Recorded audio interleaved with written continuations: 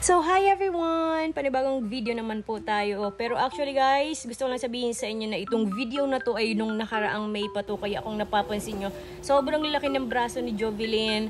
Kaya, pero don't mind na lang sa braso dahil nag-lose naman tayo ng fat ngayon, 6 kilo. So, hayaan nyo na. So, ito nga gusto ko lang sabihin sa inyo guys na ngayong araw, pupunta tayo sa Korea. Pupunta pala ako sa Korea. Ako lang mag-isa, hindi kayo kasama. So, ayan nga, maaga pa lang nagpahatid na ako kay Person papunta sa airport ng Masbate. Actually, malapit lang naman sa amin. At saka sinikap ko talaga na magkaroon ng video kahit panakaw at wala talaga ako sa planong mag-vlog dahil nga ayaw naman talaga ni Park mag-vlog. Pero sinikap ko lang talaga kumuha ng mga video.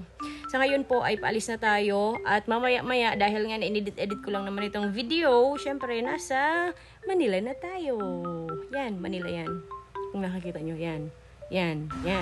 At after ilang oras ang nakalipas, ay nasa Korea na tayo ngayon at titingnan nyo mamaya dahil syempre may susundo sa akin. Ang hinahanap nyo si Mr. Park. Ayan. Sobrang sweet ng pagsundo niya sa akin. Actually guys, may sasabihin ako sa inyo, hindi kami yan okay ha.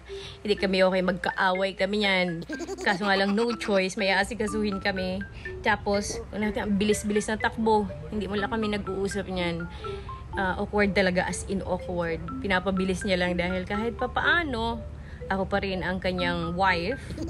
At taing-tain na ang kanyang wife, kaya kailangan niyang bilisan.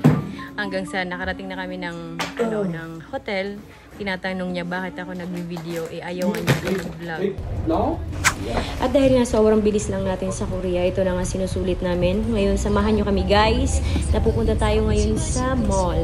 Bibili kami ng mga anik-anik, laruan ni Juno kasi nga baka kinabukasan ay uuwi na si Jovelyn. So tara guys, samahan nyo kami. At ito na nga, habang nagbabiyahe kami, ang daming tanong, kailangan ko mag-report kam Park ng mga bagay-bagay. At ito, napakinggan nyo. In the Korea, bank that desk is number 1. So yun na nga, para maintindihan nyo, dito ay nag-uusap kami kasi nga mag-aaral na ako. Sinasabi niya na sa Korea daw, ang the best na work ng mga babae ay sa bank account, yung bank teller. So yun, sinasabi niya sa akin, yun din daw ang kunin ko.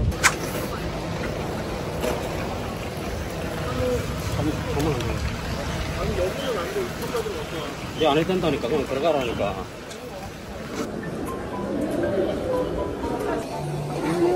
크다. Not only one step. Yes. So ito na nga guys, nandito na kami sa mall. Time na para mabudol ang wallet ng Mr. Park natin ngayon. Di niya alam at di ko rin pala alam na pinaghandaan niya pala to. Napupunta talaga kami ng mall at magpabudol. At ito na nga ang first budol natin kay Mr. Park. Kung nakikita nyo lahat, di ba ang gaganda ng mga sombrero?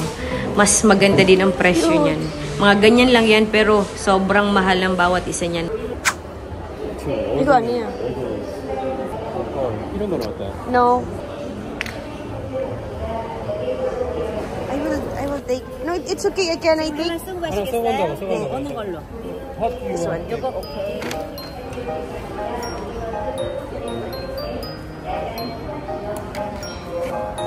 사이즈 여기서 줄이시면 돼요. 네네네. 이거 크록스야? 응, 이거 크록스. 이런 게 더 나은데. Safe fit finger. Juno size 250. At ayan nga guys, nabudol si Park ng Crocs ni Juno. Sobrang mahal pala ng Crocs. Akala ko sa Pinas, sobrang cheap ng Crocs. Mahal pala. Sobrang nababadoyan ako ka-Parkers dati sa Crocs. Nung nalaman ko ang price, sobrang mahal pala ng Crocs. Sabi lalo to. Anything. I will choose anything. Oh my goodness. Oh my goodness. Yan ang mga gusto ni Juno. After mag-shopping ng mga kailangan ni Juno, mga laruan ni Juno, so ito na nga, pauwi na kami, pabalik na kami sa hotel. At time na para mag-report kay Mr. Park about kay Juno. Sometimes I told to Teng, just let him call you Ate Teng. And he study how to call Ate Teng. We have communication with Juno. Really, we have communication. Don't worry. I'm very worried because I'm father of Juno. I know. Very good. Because of Joy, we talk about transfer of school. Juno will transfer.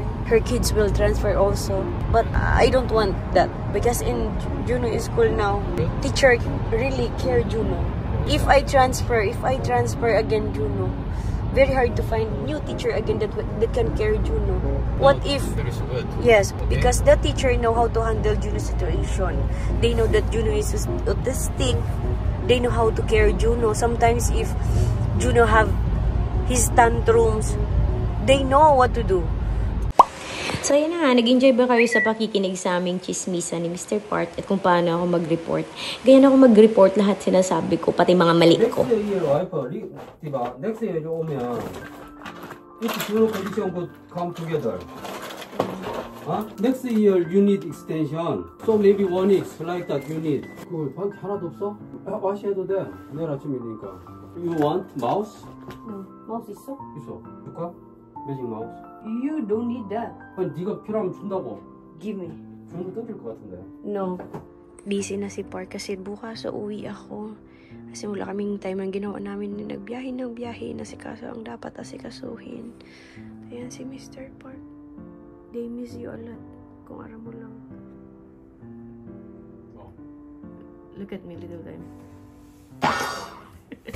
At dahil nga kinabukasan ay biyahe ko na pabalik sa Pinas, sabi niya sa akin na babusugin daw niya ako ng Korean food.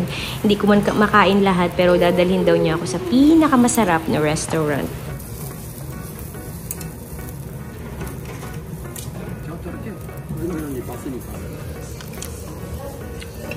맛있다.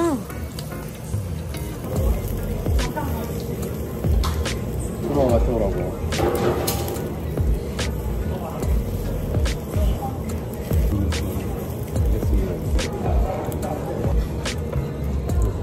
Why you all give me? Sometimes only I can eat this.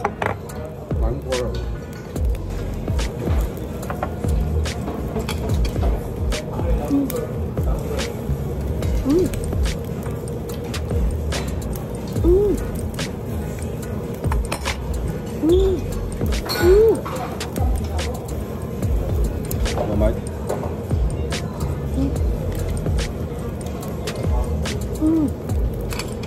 Malas ang bakasyon ko guys sa Korea dahil nga naulan, bukas uwi na ako, hindi mo lang ako nakapagpasyal. May inasikaso lang talaga kami ni Park.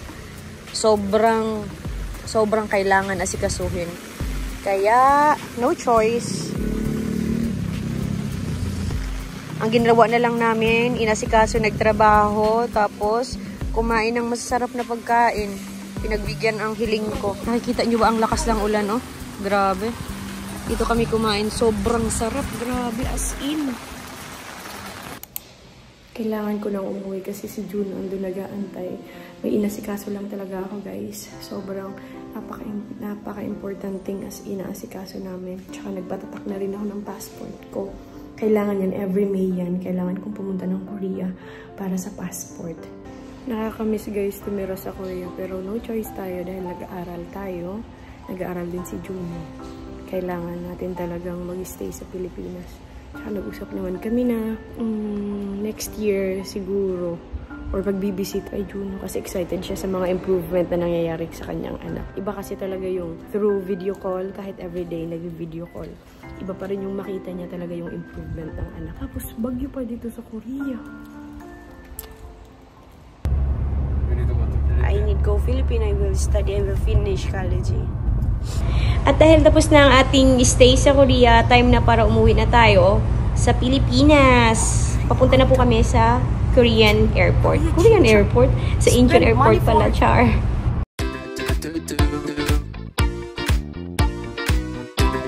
do